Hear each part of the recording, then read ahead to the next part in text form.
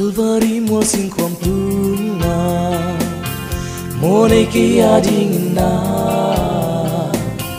mo nei lâu pi mo na hai hồng do vang tung ca lê hồng do sa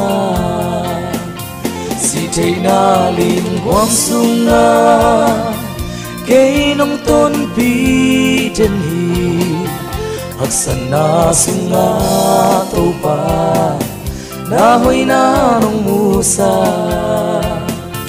lung kia tha ne min ka om chia mu va lai tha te nong kwa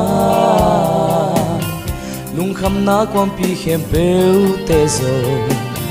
lung dam na kong pi swak sa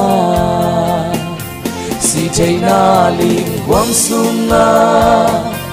cây nông tôn pi trên hi hắc san na sung na tàu pa na hoi na nong musa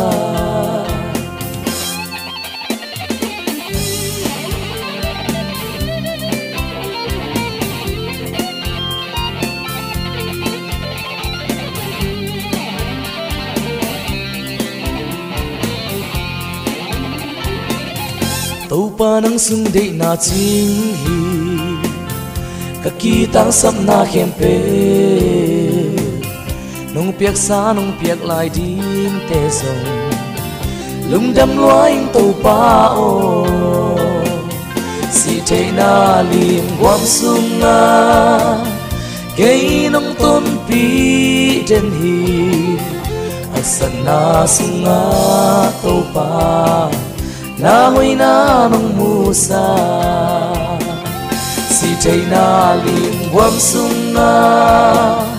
cây nong tôn pi trên hi hắc san na sung na tàu pa na hoi na nong musa